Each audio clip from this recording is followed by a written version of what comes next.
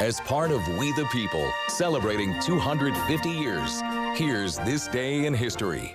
Proudly sponsored by American Family Insurance.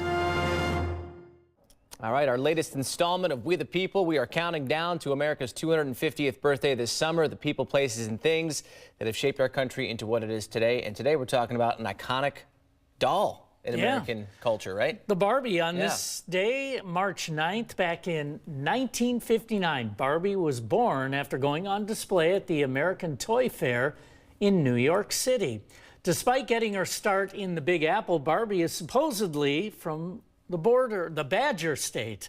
According to toy manufacturer Mattel, she is from the fictional city of Willows, Wisconsin. While we don't know exactly where in the state Willows is supposed to be, the creator Ruth Handler said the idea of Barbie was that every girl would be able to see themselves in the doll. Having the doll be from the Midwest would make her more relatable. Although Willows may not exist, there is a village of Willow, which is located in Richland County.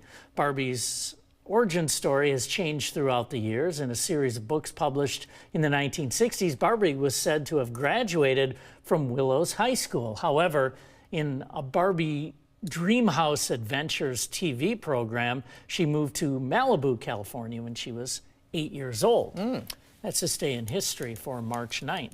Yeah, there's been many iterations of Barbie over the years, right? Collectors items. Yeah, new ones come out every year. Yeah. They keep it going. Yeah. Hey, it's an iconic brand, right? All right. Thank you, Charlie.